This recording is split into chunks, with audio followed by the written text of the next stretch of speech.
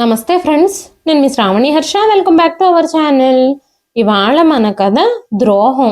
కథని చివరి వరకు వినండి. నచ్చితే కనుక ఖచ్చితంగా తప్పకుండా ఒక్క లైక్ చేయండి. ఈ కథ పైన మీ విలువైన స్పందనని కామెంట్ రూపంలో మాకు తెలియజేయండి. కొత్తవారు ఎవరైనా చూస్తున్నట్లయితే మన ఛానల్ని సబ్స్క్రైబ్ చేసుకోండి. అర్ధరాత్రి పావనికి నిద్రలోంచి మెలకు వచ్చింది. ఏదో పీడకల. తన తల్లికి ఏదో అయిపోతున్నట్టుగా, సహాయం కోసం పావని అని పిలుస్తున్నట్టుగా అనిపించింది. ఉలిక్కిపడి నిద్రలేచింది పావని. పావని వల్లంతా చెమటలు పట్టేశాయి. పావని కంగారుగా నిద్రలేవడంతో పావని భర్త శేఖర్ కూడా నిద్రలేచి, ఏమైంది పావని, ఎందుకు కంగారు పడుతున్నావు, ఏం జరిగింది, ఏదైనా పీడకలొచ్చిందా అంటూ అడిగాడు. వెంటనే పావని, ఏం లేదండి, మా అమ్మ కల్లోకొచ్చింది అంటూ చెప్పింది. శేఖర్ తనకి మంచినీళ్లు తాగించి ధైర్యం చెప్పాడు. పావనికి మనసంతా ఏదోలా ఉంది. చాలాసేపు ప్రయత్నించినా కూడా ఎంతకీ నిద్ర పట్టలేదు. ఉదయం లేచి పిల్లల్ని స్కూల్కి, శేఖర్ని ఆఫీస్కి పంపించింది గాని తనకి ఇంకా ఇంట్లో ఏ పనులు చేయాలని అనిపించలేదు. వంట పని మాత్రం చేసి పిల్లల్ని స్కూల్కి, భర్తని ఆఫీస్కి పంపించింది. ఇక మౌనంగా ఒక కప్పు కాఫీ కలుపుకొని టేబుల్ దగ్గర కూర్చుంది పావని. తన తల్లి బానే ఉంది అని తన మనసుకి ఎంత సర్ది చెప్పుకోవాలని చూసినా కూడా పావని మనసు ఆ మాటను వినడం లేదు. వెంటనే పావని తన ఫోన్ తీసుకొని తన తల్లి అన్నపూర్ణమ్మ గారికి ఫోన్ చేసింది. ఆవిడ ఫోన్ నాట్ రీచబుల్ అని చెప్తోంది. చాలాసార్లు ట్రై చేసినా కూడా ఫోన్ కలవడం లేదు. ఇక చేసేదేమీ లేక పావని తన అన్నయ్య సుధాకర్కి ఫోన్ చేసింది. అన్నయ్య ఫోన్ రింగ్ అవుతుంది కానీ లిఫ్ట్ చేయలేదు. ఎన్నిసార్లు చేసినా కూడా రింగ్ అవుతుంది, డిస్కనెక్ట్ అవుతుంది. మళ్ళీ కాసేపు ఆలోచించి పావని తన వదిన చాందిని ఫోన్కి ట్రై చేయడం మొదలుపెట్టింది. మూడోసారి ట్రై చేసినప్పుడు పావని వదిన చాందిని ఫోన్ ఎత్తి, హలో పావని, ఎలా ఉన్నావు, నేను నా ఫ్రెండ్స్తో కలిసి షాపింగ్కి వచ్చాను, అందుకే ఫోన్ లిఫ్ట్ చేయలేకపోయాను, సరే చెప్పు ఏంటి విషయం అని అడగగానే పావని, వదిన మీరందరూ ఎలా ఉన్నారు, అమ్మ ఎలా ఉంది, నాకు అమ్మతో మాట్లాడాలని చాలా రోజుల నుంచి అనిపిస్తుంది. అన్నయ్యకు ఫోన్ చేస్తే అన్నయ్య ఫోన్ లిఫ్ట్ చేయలేదు, అందుకే నీ ఫోన్కి చేశాను. అమ్మ ఫోన్ ఏమో అస్సలు కలవడం లేదు అని చెప్పగానే చాందిని, మీ అన్నయ్య ఆఫీస్ ట్రిప్ కోసం 15 రోజులు ఢిల్లీ వెళ్లారు, అందుకే బహుశా ఆయన ఆఫీస్ మీటింగ్లో ఉండడం వల్ల నీ ఫోన్ లిఫ్ట్ చేసి ఉండరు. నువ్వేమీ కంగారు పడుకో, అత్తయ్య గారు బాగానే ఉన్నారు, ఆవిడ ఆరోగ్యం బాగానే ఉంది, ఆవిడ్ని చూసుకోవడానికి మేము ఒక కేర్ టేకర్ని కూడా పెట్టుకున్నాము. నువ్వు భయపడాల్సిన పని ఏమీ లేదు. నేను సాయంత్రం షాపింగ్ ఫినిష్ చేసుకుని ఇంటికి వెళ్ళాక నీకు కాల్ చేస్తాను, సరే ఉంటాను అని చెప్పి ఫోన్ డిస్కనెక్ట్ చేసేసింది చాందిని. ఫోన్ పెట్టేసి పావని కూడా కాస్త ప్రశాంతంగా ఊపిరి పీల్చుకుంది. అమ్మ బాగానే ఉంది అన్న మాట విన్నాను కానీ అమ్మతో ఒక్క మాటైనా మాట్లాడుంటే బాగుండేది, నా మనసు కూడా ప్రశాంతంగా ఉండేది, అమ్మతో మాట్లాడి ఎన్ని నెలలు గడిచిపోయాయో అని అనుకుంటూ ఆలోచించడం మొదలుపెట్టింది పావని. 6 నెలల క్రితమే పావని తండ్రి శ్రీనివాసరావు గారు మరణించారు. ఆ తర్వాత పావని వాళ్ళన్నయ్య సుధాకర్కి పూణేలో ఉద్యోగం రావడంతో తల్లిని తీసుకుని పూణే వెళ్ళిపోయాడు. అన్నపూర్ణమ్మ గారికి ఇప్పుడు 63 ఏళ్ళు. ఆవిడ ఆ వయసులో కూడా చాలా ఆరోగ్యంగా హుషారుగా ఉండేది. ఇంటి పనులన్నీ చకచకా చేసేసేది. కోడలికి ఎలాంటి ఇబ్బంది లేకుండా ఇంటి పనులన్నీ స్వయంగా తానే చేసేది. శ్రీనివాసరావు గారు బ్రతుకున్నప్పుడు అన్నపూర్ణమ్మ గారు చాలా సంతోషంగా హుషారుగా ఉండేవారు. ఆ ఇంట్లో ఎప్పుడూ ఆనందమే ఉండేది. అందరి నవ్వులతో ఆ ఇల్లు ఎప్పుడూ కళకళలాడుతూ ఉండేది. వాళ్ళ ఆనందం చూసి ఏ దేవుడికి కన్ను కుట్టిందో తెలీదు. ఒకరోజు అర్ధరాత్రి అకస్మాత్తుగా శ్రీనివాసరావు గారికి గుండెపోటొచ్చింది. ఒక్కసారిగా ఆయన గుండె పట్టుకుని కుప్పకూలిపోయారు. హుటాహుటీన ఆస్పత్రికి తీసుకెళ్లినా ఎలాంటి లాభమూ లేదు. ఆయన ఒక వారం రోజులు వెంటిలేటర్ మీద ఉండి ఆ తర్వాత చనిపోయారు. భర్త మరణాన్ని అన్నపూర్ణమ్మ గారు తట్టుకోలేకపోయారు. శ్రీనివాసరావు గారు మరణించిన దగ్గర నుంచి ఆవిడ ఎవ్వరితోనూ ఒక్క మాట కూడా మాట్లాడకుండా మౌనంగా అయిపోయారు. పావని కూడా తన తండ్రి మరణ వార్త తెలియగానే తన కుటుంబాన్ని కలవడానికి వెళ్ళింది. తన తల్లిని పట్టుకొని బావురుమని ఏడ్చింది.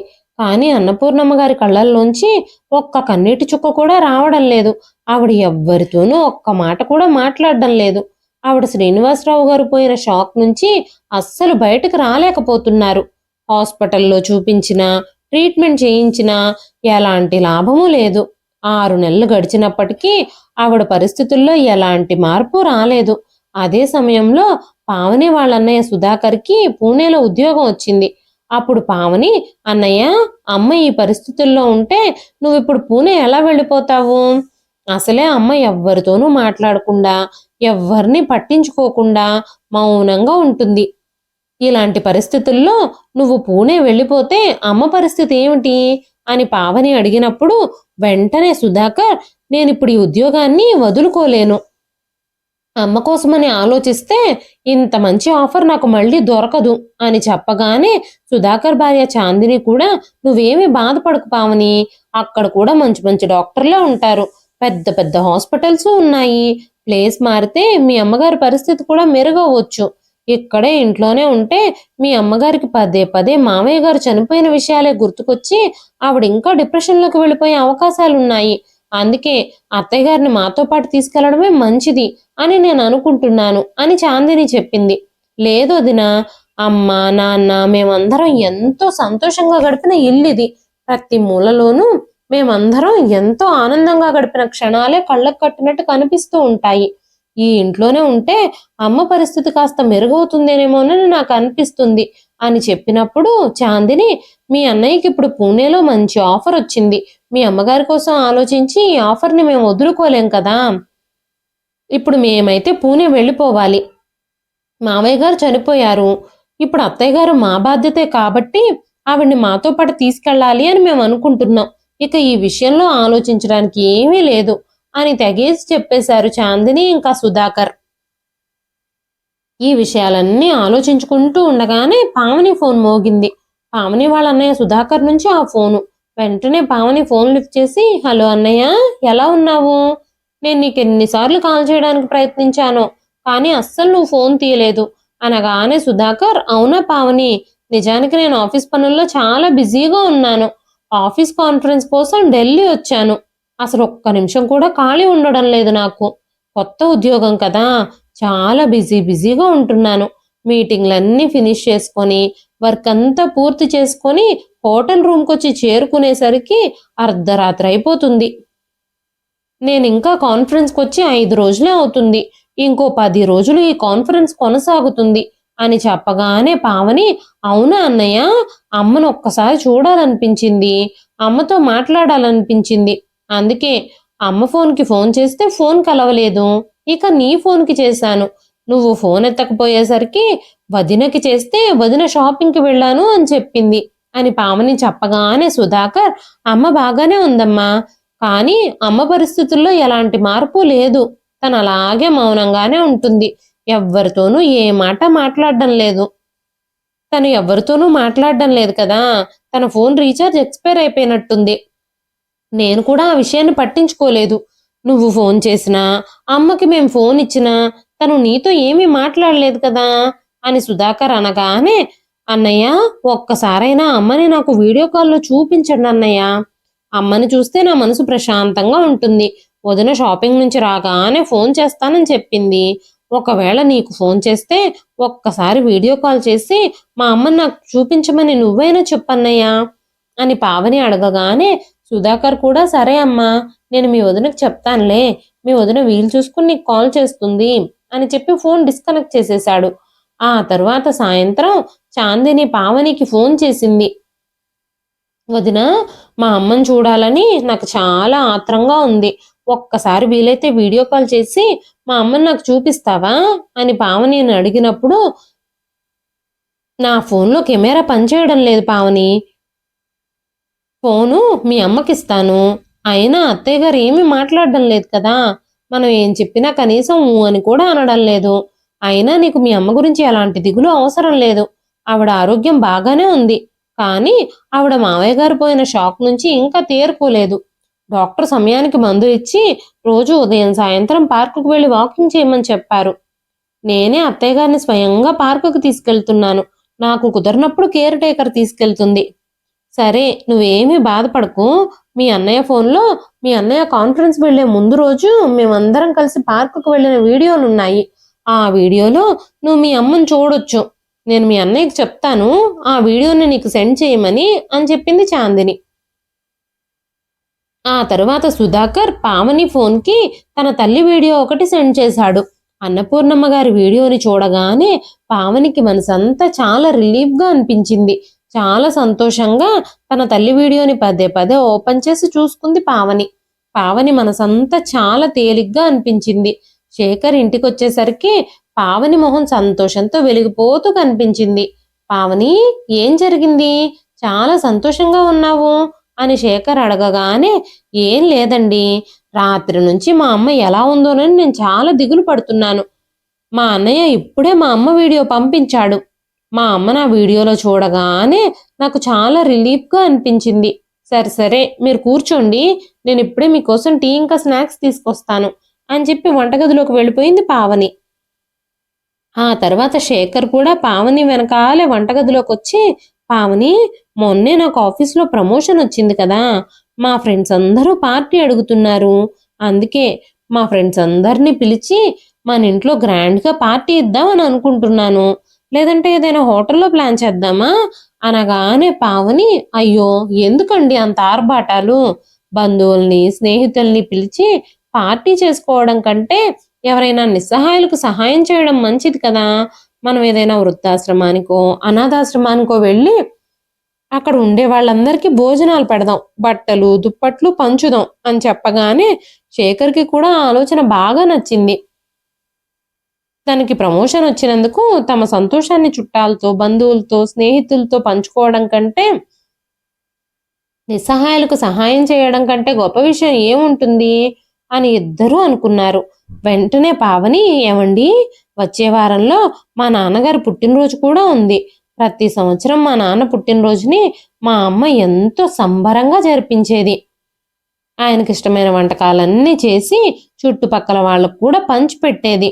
ఈ సంవత్సరం మా అమ్మ పరిస్థితి బాగోలేదు కదా, అందుకే మనం వెళ్ళి ఏదైనా ఓల్డేజ్ హోమ్లో మా నాన్న పుట్టినరోజుని సెలబ్రేట్ చేద్దాం అని చెప్పగానే శేఖర్ నవ్వుతూ, అలాగే హోమ్ మినిస్టర్ గారు, మా హోమ్ మినిస్టర్ ఎలా చెబితే అలా మేము నడుచుకోవాలి కదా అంటూ సరదాగా జోక్ చేస్తున్నట్టుగా అన్నాడు. అప్పుడే ట్యూషన్ నుంచి వచ్చిన ఇద్దరు పిల్లలు కూడా తన తండ్రి తల్లితో అలా సరదాగా మాట్లాడడం చూసి ఆనందంతో ఎగిరి గంతులేశారు. శేఖర్ ఇంకా పావని ఆ తర్వాత రోజే బజారుకెళ్ళి పేదల కోసం బట్టలు దుప్పట్లు అన్ని కొనుక్కొచ్చారు.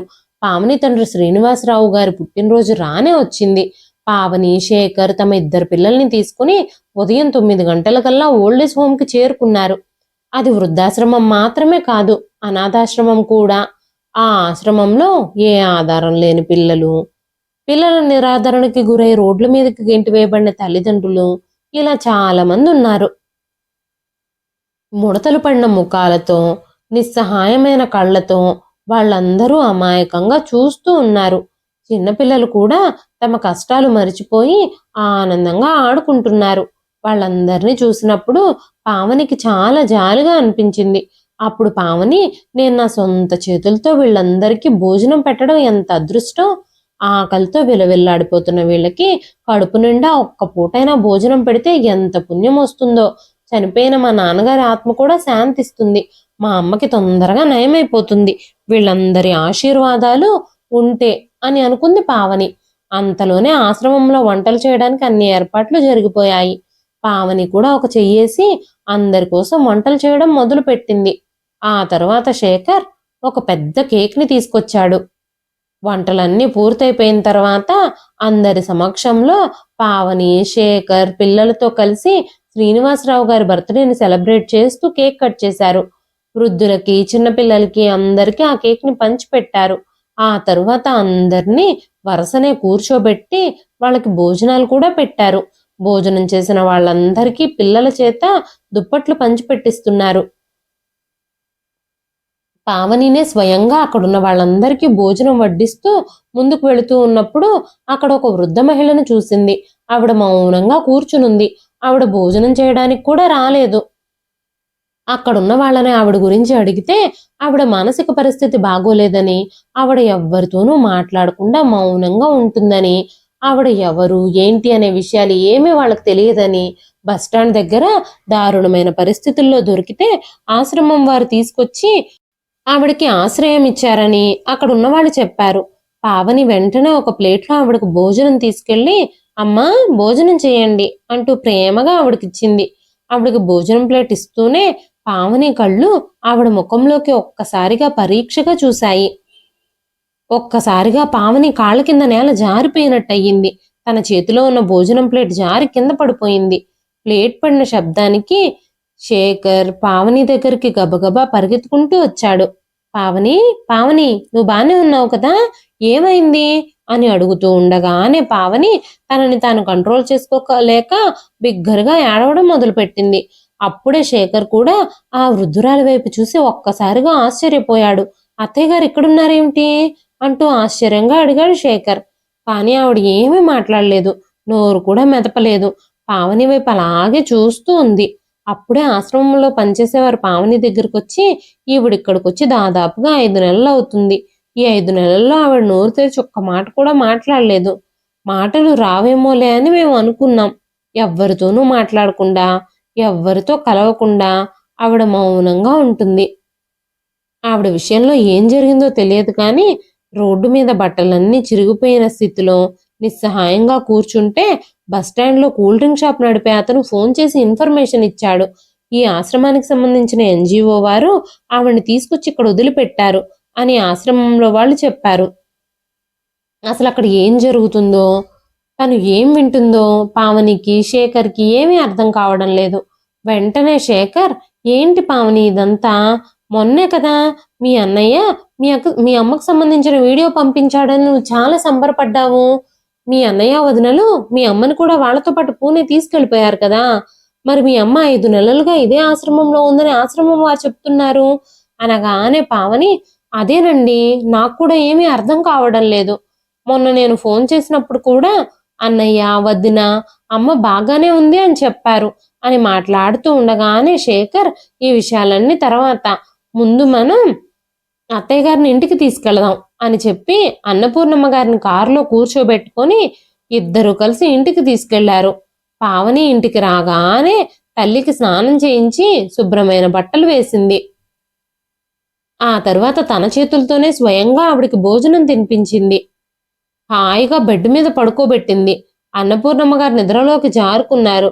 అన్నపూర్ణమ్మ గారు నిద్రపోయారు అని నిర్ధారించుకున్న తరువాత పావని గదిలో నుంచి బయటకొచ్చి హాల్లోకొచ్చి భర్త పక్కనే సోఫాలో కూర్చుంది. శేఖర్ పావని ఇద్దరు ఒకరి మొహాలు ఒకరు చూసుకోవడం తప్ప వాళ్ళిద్దరికీ ఒకరితో ఒకరు ఏం మాట్లాడుకోవాలో కూడా అర్థం కాలేదు. వాళ్ళిద్దరి మనసుల్లోనూ చాలా గందరగోళంగా అనిపించింది. అసలు ఏం జరుగుతుందో కూడా వాళ్ళకి అర్థం కాలేదు. అసలు విషయం ఏంటో తెలుసుకోవాలి. మొన్నే కదా అన్నయ్య ఫోన్ చేసి అమ్మ బాగానే ఉంది, మాతో పాటే ఉంది అని చెప్పాడు. అమ్మకు సంబంధించిన వీడియో కూడా పంపించాడు అనుకుంటూ పావని ఇప్పుడే అన్నయ్యకు ఫోన్ చేసి విషయం ఏంటో తెలుసుకోవాలి అని పావని తన అన్నయ్యకు ఫోన్ చేసింది. హలో అన్నయ్య, ఎలా ఉన్నావు, బిజీగా ఉన్నావా అని అడగగానే సుధాకర్, లేదమ్మా పావని, ఖాళీగానే ఉన్నాను, ఇంట్లోనే ఉన్నాను, ఇప్పుడే ఆఫీస్ నుంచి వచ్చాను. మీ వదిన ఈరోజు పూరీలు చేస్తోంది. అమ్మకు పూరీలంటే చాలా ఇష్టం కదా, అమ్మ నోరు తెరిచి అడగకపోయినా ఆవిడ ప్రతి ఇష్టాన్ని తెలుసుకుని మీ వదిన తనకి ఇష్టమైనవన్నీ చేసి పెడుతుంది అనగానే పావని, అన్నయ్య నిన్నొక్కసారి అమ్మని చూడాలి అని అనుకుంటున్నాను. పిల్లలిద్దరూ కూడా అమ్మమ్మని చూడాలి అని అడుగుతున్నారు. ఒక్కసారి వీడియో కాల్ చేసి అమ్మని చూపిస్తావా? తను నాతో ఏమీ మాట్లాడకపోయినా పర్వాలేదు, జస్ట్ ఒక్కసారి అమ్మని చూస్తాను అని పావని అడగగానే సుధాకర్ వెంటనే, అమ్మని డాక్టర్ ఉదయం సాయంత్రం వాకింగ్ చేయమన్నారు, అందుకే ఇప్పుడు కేర్ టేకర్ అమ్మని పార్కుకు తీసుకెళ్ళింది. నేను వీలు చూసుకుని నీకు మళ్ళీ ఫోన్ చేస్తాను అని చెప్పి ఫోన్ కట్ చేసేశాడు సుధాకర్. ఆ తరువాత పావని చాలా ఆశ్చర్యపోయింది. అమ్మ తనతో పాటే ఉన్నది అన్నది నిజమే అయితే అన్నయ్య వీడియో కాల్ చేసి చూపించేవాడు. అన్నయ్య ఎప్పటితో వీడియో పంపించి నన్ను మభ్యపెట్టాలని చూస్తున్నాడు అని అనుకుంది పావని. శేఖర్ కూడా ఫోన్లో వాళ్ళ సంభాషణ మొత్తం విన్నాడు. వెంటనే శేఖర్ పావనితో, పావని, ఏ ఆధారమూ లేకుండా మీ అన్నయ్యని అపార్థం చేసుకోవడం దేనికి? మనమే పొరపాటు పడ్డామేమో, మీ అమ్మ అనుకుని వేరే ఎవరినైనా మనం ఆశ్రమం దగ్గర నుంచి తీసుకొచ్చామేమో. మనిషిని పోలిన మనుషులు 7 ఉంటారని చెప్తారు కదా, అలాగే ఎవరినో చూసి మీ అమ్మ అనుకున్నామేమో అని అనగానే పావని, ఏం మాట్లాడుతున్నారండి మీరు? నా సొంత తల్లిని నేను గుర్తుపట్టలేనా? ఇంకా మీకు నమ్మకం కలగాలంటే మా అమ్మకి కొన్నాళ్ల క్రితమే తలకి గాయమైంది కదా, తనకి తల మీద 6 కుట్లు కూడా పడ్డాయి. ఆ గుర్తులు ఆవిడ తల మీద ఉండుంటాయి. కావాలంటే చూద్దాం రండి అని చెప్పి పావని తన తల్లి దగ్గరకు వెళ్ళి తన తల్లి తలని తాకి చూసింది. తన తల్లి తల మీద ఆ గుర్తు ఇప్పటికీ ఉంది. శేఖర్ కూడా ఇప్పుడు ఆవిడ పావని తల్లి అన్నపూర్ణమ్మ గారే అని నమ్మాడు. అయితే ఇప్పటికీ శేఖర్కి గాని పావనికి గాని అర్థం కాని విషయం ఏమిటంటే సుధాకర్ తల్లి తనతోనే ఉందని ఎందుకు అబద్ధం చెబుతున్నాడు అనే విషయం అర్థం కావడం లేదు. ఖచ్చితంగా ఏదో పెద్ద కుట్ర జరుగుతున్నట్టుగా ఉంది. దాన్ని ఎలా బయట పెట్టాలి, ఎలా బట్టబయలు చేయాలో పావనికి గాని శేఖర్కి గాని అర్థం కాలేదు. పావనికి తన అన్నయ్య వదినలు పూణేలో ఉన్నారని మాత్రమే తెలుసు, కానీ వాళ్ళ అడ్రస్ ఎక్కడుందో ఏ ఏరియాలో ఉంటారో మాత్రం తెలియదు. పావని ఆలోచనల్లో ఉండగానే వెంటనే శేఖర్, పావని నువ్వు కాస్త శాంతించు, ముందుగా మీ అమ్మకి ట్రీట్మెంట్ చేపిద్దాం, మీ అమ్మని కాస్త కోలుకోనివ్వు, అప్పుడు ఏం చేయాలో ఆలోచిద్దాం అని చెప్పగానే పావని తన తల్లి దగ్గరకు వచ్చి, అమ్మా నీకు ఇలాంటి పరిస్థితి ఎలా వచ్చింది అంటూ తల్లి ఒళ్ళో తలపెట్టుకుని ఏడుస్తూ ఉంది. కానీ అన్నపూర్ణమ్మ గారు ఏమీ మాట్లాడలేదు. కానీ ఆవిడ కళ్ళల్లో కూడా నీళ్లు తిరుగుతున్నాయి. ఆవిడ పావని తలని ప్రేమగా నిమిరారు. అప్పుడే కాస్త పావని హృదయం ఉపశమనం పొందింది. పావని భర్త శేఖర్ అన్నపూర్ణమ్మ గారిని హాస్పిటల్కి తీసుకెళ్లి అన్ని పరీక్షలు చేయించాడు. ఆ తరువాత ఆవిడ మెంటల్గా షాక్కి గురైందని, ఆవిడ ఆ షాక్ నుంచి బయటకు రావాలంటే షాక్ ట్రీట్మెంట్ ఇచ్చి చూద్దామని డాక్టర్ చెప్పారు. ఆవిడికి ఎలాంటి షాక్ తగిలి ఈ విధంగా అయిపోయారో అలాంటి షాకే మళ్ళీ తగిలితే ఆవిడ నార్మల్ అయ్యే ఛాన్సెస్ ఉన్నాయి, కానీ మేము 100% గ్యారంటీ ఇవ్వలేము అని చెప్పి డాక్టర్లు మందులు ఇచ్చారు. ఈ మందులు వాడండి, నాకు చేతనైన ప్రయత్నం చేస్తాను, ఆ తరువాత దేవుడి దయ అని చెప్పారు డాక్టర్లు. ఆ తరువాత అన్నపూర్ణమ్మ గారిని ఇంటికి తీసుకొచ్చేశారు. పావని ఆవిడికి భోజనం తినిపించి మందులు వేసి పడుకోబెట్టింది. ఆ తరువాత పావని శేఖర్ పక్కనే కూర్చొని, ఇలాంటి పరిస్థితి వస్తుందని నేను కలలో కూడా అనుకోలేదండి, మా అన్నయ్య నాతో ఎన్ని అబద్ధాలు చెప్తున్నాడు, మా అమ్మ అన్నయ్యతో కలిసి హాయిగా బ్రతుకుతుందని నమ్మి నేను మోసపోయాను. నేను ఫోన్ చేసినప్పుడు వీడియో కాల్లో అమ్మని ఒక్కసారి చూపించమని అడిగినప్పుడు కూడా ప్రతిసారి మా అన్నయ్య ఏదో ఒక సాకు చెప్పి తప్పించుకుంటూ ఉండేవాడు. కానీ ఇలా దుర్మార్గంగా మా అమ్మని నడి రోడ్డు మీద వదిలేస్తారని నేను అనుకోలేదు అంటూ పావని కన్నీళ్లు పెట్టుకుంది. వెంటనే శేఖర్, దీని వెనక ఏదో బలమైన ప్లానే ఉందని నాకు అనిపిస్తుంది. ఒక్కసారి మీ అమ్మ బాగుపడితే మనం అసలు నేరస్తులను పట్టుకోవచ్చు. తప్పు ఎవరు చేసినా వాళ్ళని మనం అస్సలు విడిచిపెట్టొద్దు. మీ అన్నయ్య వదినలని ఎలాగైనా ఇక్కడికి రప్పించాలి. మీ అమ్మ మనతో పాటే ఉందని మీ అన్నయ్య వదినలకు తెలిస్తే వాళ్ళు మన దగ్గరికి రారు. వాళ్ళకి బుద్ధి చెప్పే అవకాశము మనకి రాదు. ఎలాగైనా ప్లాన్ చేసి వాళ్లే మన ఇల్లు వెతుక్కుంటూ వచ్చేలా చేయాలి. ఇదంతా నీ వల్లే సాధ్యమవుతుంది పావని. నువ్వు మాత్రమే మీ అన్నయ్యని మన ఇంటికి రప్పించగలుగుతావు అనగానే పావని, ఏం మాట్లాడుతున్నారండి మీరు? నేను చెప్పగానే మా అన్నయ్య పరుగు పరుగున అక్కడి నుంచి వచ్చేస్తాడని మీరు అనుకుంటున్నారా అనగానే శేఖర్, మనం మీ అమ్మ పేరు మీద మీ ఇంటికి ఒక ఉత్తరం వచ్చిందని పక్కింటి వాళ్ళు ఆ విషయం నీకు ఫోన్ చేసి చెప్పారని మీ అన్నయ్యకు ఫోన్ చేసి చెప్పు. ఆ ఉత్తరంలో ఏముందంటే మీ నాన్నగారు తన పేరు మీద ఎఫ్డీలో డబ్బులు వేశారని, ఆ డబ్బులు ఇప్పుడు మెచ్యూర్ అయ్యాయని, 50 లక్షల డబ్బు వస్తుందని, మీ నాన్నగారు చనిపోయారు కాబట్టి ఆ డబ్బుకి మీ అన్నయ్య వారసుడు కాబట్టి మీ అన్నయ్య సంతకం చేస్తే ఆ డబ్బులు వస్తాయని నువ్వు మీ అన్నయ్యకి ఫోన్ చేసి చెప్పాలి. కానీ జాగ్రత్త, మీ అన్నయ్యకి అనుమానం రాకుండా మాట్లాడాలి. ఆ లెటరు మన ఇంటికి వచ్చిందని కాదు, మీ పాత ఇంటికి వచ్చిందని చెప్పాలి. మీ అమ్మ మన దగ్గర ఉన్నట్టు మీ అన్నయ్యకి ఏమాత్రం అనుమానం రాకూడదు అనగానే పావని, సరేనండి, మా అన్నయ్యకి నా మీద ఎలాంటి అనుమానము రాకుండా నేను మేనేజ్ చేస్తాను అని చెప్పి పావని నిశ్శబ్దంగా వెళ్ళి తన తల్లి గదిలో తన తల్లి పక్కనే పడుకుంది. తర్వాతి రోజు తన పనులన్నీ పూర్తయిన తర్వాత పావని తన అన్నయ్య సుధాకర్కి ఫోన్ చేసింది. సుధాకర్ ఫోన్ లిఫ్ట్ చేయగానే, అన్నయ్య, నేను అర్జెంటుగా నీతో మాట్లాడాలి, చాలా ముఖ్యమైన విషయం అని అనగానే సుధాకర్, చెప్పమ్మా పావని, ఏ విషయం గురించి నువ్వు మాట్లాడాలని అనుకుంటున్నావు? అమ్మ ఇప్పుడే మందులు వేసుకుని పడుకుంది. నువ్వు అమ్మని వీడియో కాల్లో చూడాలి అని అనుకుంటే నేను మరోసారి నీకు కాల్ చేస్తాను అని చెప్పగానే పావని, లేదు లేదన్నయ్య, నేను అమ్మ కోసం ఫోన్ చేయలేదు, ఇది నీతో మాట్లాడాల్సిన విషయమే అని చెప్పి పావని తన ప్లాన్ ప్రకారం తన అన్నయ్యకు విషయం అంతా చెప్పింది. ఆ విషయం అంతా విన్న సుధాకర్కి 50 లక్షల నోట్ల కట్టలు తన కళ్ళ ముందు కనబడుతూ తను లోపలే డాన్స్ చేయడం మొదలుపెట్టాడు. అన్నయ్య, అమ్మ పరిస్థితి అంతగా బాగోలేదు. అమ్మ ఇంత దూరం ప్రయాణం చేయగలదో లేదో నాకు తెలీదు. నువ్వు వదిన వచ్చి ఇక్కడ సంతకాలు పెడితే ఆ డబ్బు విత్డ్రా చేసుకోవచ్చు. లేదంటే నాన్నగారు చనిపోయారని, కూతుర్ని నేనున్నానని ఎలాగోలాగా ట్రై చేసి ఆ డబ్బులు నా అకౌంట్లోకి మార్పించుకోవడానికి ట్రై చేస్తాను. నువ్వు వీలు చూసుకుని వస్తానన్నా పర్వాలేదు అనగానే సుధాకర్ అత్యాశతో, నేను ఎలాగోలా వీలు చూసుకుని ఖచ్చితంగా వస్తానమ్మా. నేను ఇప్పుడే టికెట్లు బుక్ చేసుకుంటాను. తొందరలోనే అక్కడికి చేరుకోవడానికి ప్రయత్నిస్తాం అనగానే పావని, అన్నయ్య నీతో పాటు వదినను కూడా తీసుకురా అన్నయ్య. తనను కూడా కలిసి చాలా రోజులైపోయింది. మనందరం ఒకసారి కలుసుకున్నట్టుగా ఉంటుంది అంది. వెంటనే సుధాకర్ కూడా, అవును, మీ వదిన కూడా వాళ్ళ అమ్మా నాన్నల్ని కలిసి చాలా రోజులయ్యింది. తను కూడా వాళ్ళ అమ్మా నాన్నల్ని కలిసినట్టుంటుంది.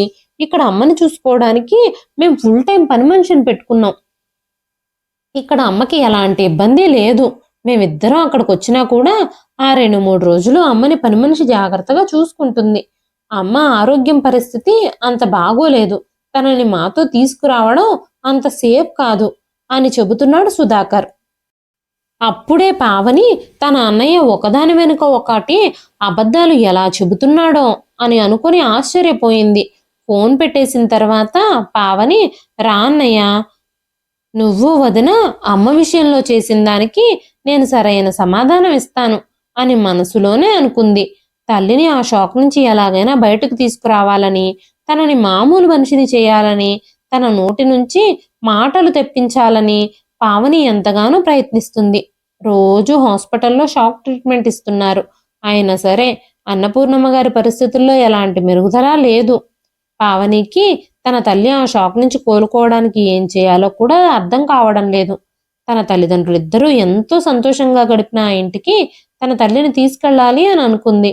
కానీ ఆ ఇల్లు అన్నయ్య వదిన అప్పుడే అమ్మేసి వెళ్ళారు అన్న విషయం గుర్తుకొచ్చింది. ఆ తరువాత పావని తన తల్లిని ఏదైతే ఆశ్రమం నుంచి తీసుకొచ్చిందో ఆ ఆశ్రమం వాళ్ళతో మాట్లాడి తన తల్లి ఎక్కడ దొరికిందో వివరాలు అడిగి తెలుసుకుంది. ఆ ప్లేస్కి అమ్మని తీసుకుని వెళితే ఏదైనా ఇన్ఫర్మేషన్ దొరకొచ్చేమోనని పావని అనుకుంది. వాళ్ళు చెప్పిన ఇన్ఫర్మేషన్ ప్రకారం పావని తన తల్లి అనాథాశ్రమం వాళ్ళకి ఏ బస్టాండ్లో అయితే దొరికిందో ఆ బస్టాండ్ దగ్గరికి అన్నపూర్ణమ్మ గారిని కూడా తీసుకెళ్ళింది. అన్నపూర్ణమ్మ గారిని పరిస్థితి చూసి జాలిపడి ఆశ్రమానికి ఫోన్ చేసి చెప్పిన బస్టాండ్లో కూల్ డ్రింక్ షాప్ అతను అన్నపూర్ణమ్మ గారిని చూడగానే గుర్తుపట్టాడు. అతను పావనితో, ఎవరమ్మా మీరు? ఇంతకు ముందు ఈవిడ్ని ఒక ఆవిడ తీసుకొచ్చి ఈ బస్టాండ్లో కూర్చోబెట్టి వెళ్ళిపోయింది. ఆ తర్వాత మళ్ళీ రానే లేదు. మీరిప్పుడు మళ్ళీ ఈవిడ్ని తీసుకొచ్చి ఇక్కడ కూర్చోబెట్టారెందుకు?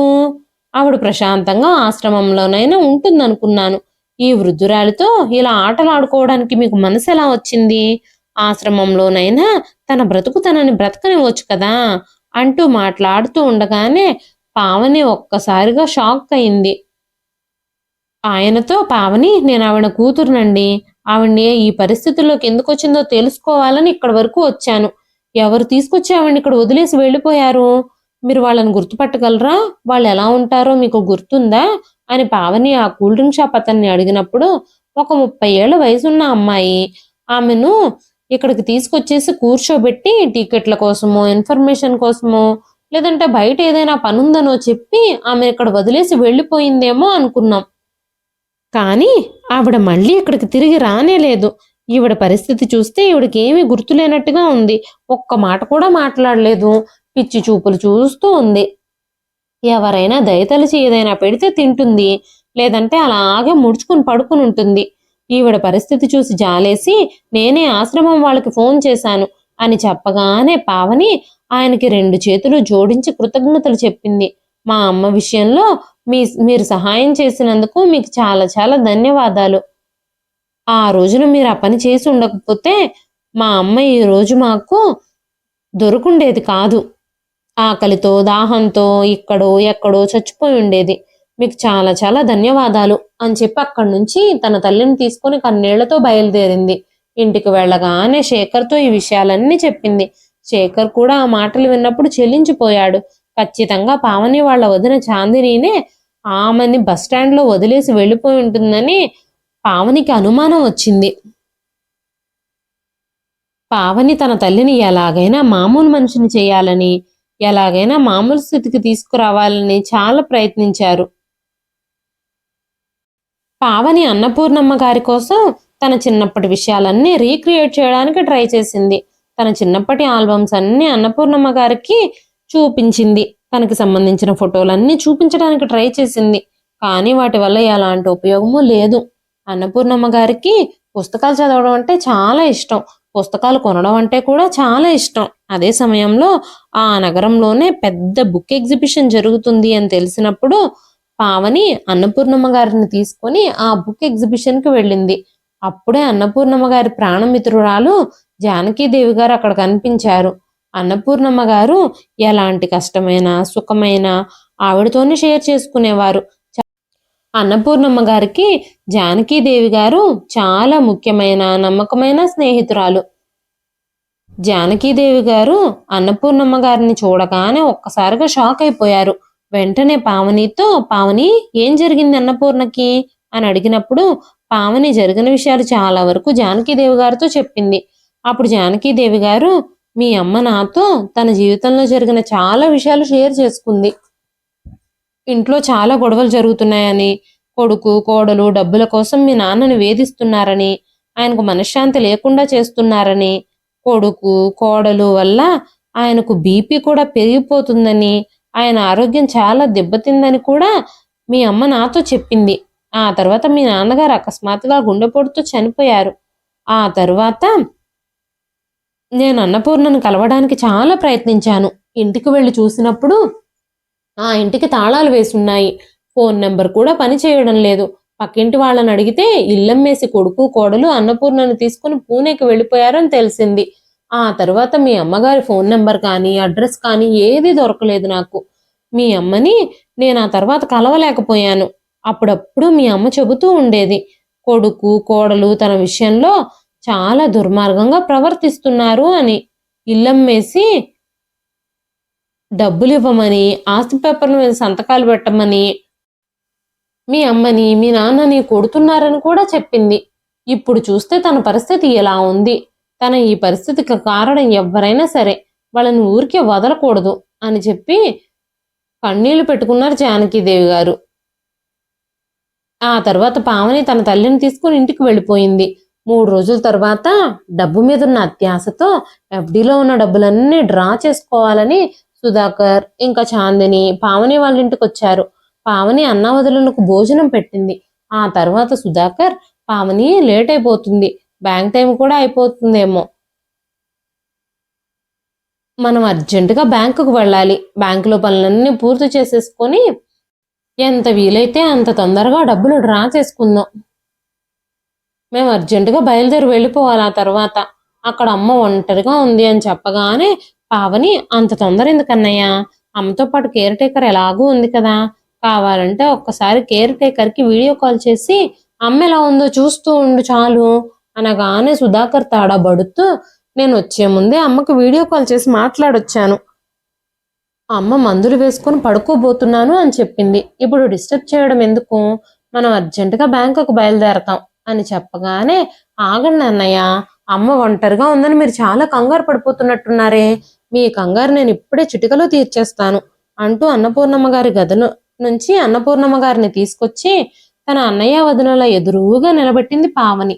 ఒక్కసారిగా అన్నపూర్ణమ్మ గారిని అలా చూసిన సుధాకర్ ఇంకా చాందిని షాక్ అయిపోయారు. బస్ స్టాప్ లో వదిలేసి తిండి తిప్పలు ఆలన పాలన లేకపోవడంతో ఈ పాటికి చచ్చిపోయే ఉంటుందిలే అనుకున్న తల్లి కళ్ళెదురుగా కనిపించేసరికి ఒక్కసారిగా వాళ్ళ గుండె జారిపోయింది. తొందర ఎందుకన్నయ్య, పోలీసులు వస్తారు, మీకు రావాల్సింది ఇస్తారు అని చెప్పగానే పావని వదిన చాందిని, ఈ ముసలావిడ కోసం మమ్మల్ని జైలుకు పంపించాలని చూస్తున్నావా? అవును, మేమే ఆవిడని వదిలించుకున్నాము. ఆవిడ వల్ల మాకు పైసా ప్రయోజనం లేనప్పుడు మాతో పాటు తీసుకెళ్లి చూసుకుంటామని ఎలా అనుకున్నావు అని మాట్లాడుతూ ఉండగానే పట్టరాని కోపంతో పావని చాందిని చెంప మీద లాగిపెట్టి కొట్టింది. పావని వేగంగా ఆ చెంప దెబ్బకి నిలబడలేక గోడకెళ్ళి కొట్టుకుంది. ఆ దృశ్యం చూడగానే అన్నపూర్ణమ్మ గారు ఒక్కసారిగా షాక్ నుంచి బయటకు వచ్చారు. ఆవిడ మాట్లాడడం మొదలుపెట్టింది. మీ నాన్నగారి చావుకు కారణం వీళ్ళిద్దరూ పెట్టిన టార్చర్ కారణంగానే మీ నాన్నగారి గుండె అర్ధాంతరంగా ఆగిపోయింది. మీ వదిన నన్ను కొట్టడం వల్లే నా తలకి గాయం తగిలి నేనిలా ఏ చలనమూ లేకుండా మారిపోయాను అంటూ అన్నపూర్ణమ్మ గారు ఈ విషయాలన్నింటి నుంచి తేరుకొని ఆ రోజు జరిగిన విషయాలన్నీ చెప్పారు. అప్పటికే అక్కడికి వచ్చిన పోలీసులు జరిగిన విషయాలన్నీ వాళ్ళ నోటితోనే విని అన్నపూర్ణమ్మ గారి విషయంలో ఆవిడ్ని చంపడానికి ప్రయత్నించినందుకు, శ్రీనివాసరావు గారి చావుకి కారణమైనందుకు కొడుకుని కోడల్ని ఇద్దరిని అరెస్ట్ చేశారు. కన్న తల్లి విషయంలో వాళ్ళు చేసిన ద్రోహానికి శిక్ష అనుభవించాల్సి వచ్చింది. అన్నపూర్ణమ్మ గారు అలా మాట్లాడడం చూసిన మన వాళ్ళిద్దరూ అన్నపూర్ణమ్మ గారి దగ్గరకు వచ్చి, అమ్మమ్మ నువ్వు మాట్లాడుతున్నావా? నువ్వు మామూలుగా అయిపోయావా? అయితే ఇంక నుంచి మనందరం హాయిగా ఆడుకోవచ్చు అంటూ నవ్వుతూ అన్నారు. పావని తన తల్లి మామూలు మనిషి అయినందుకు సంతోషంతో వచ్చి తన తల్లిని హత్తుకుంది. ఇదండి ఈ రోజు కథ. ఈ కథ మీకు ఎలా అనిపించింది? కథ నచ్చితే ఒక్క లైక్ చేయండి. ఈ కథ పైన మీ విలువైన స్పందనని కామెంట్ రూపంలో మాకు తెలియజేయండి. మరెన్నో ఇలాంటి ఇంట్రెస్టింగ్ కథల కోసం మన ఛానల్ని సబ్స్క్రైబ్ చేసుకోండి. మరొక మంచి కథతో మళ్ళీ కలుస్తానండి. అంతవరకు సెలవు.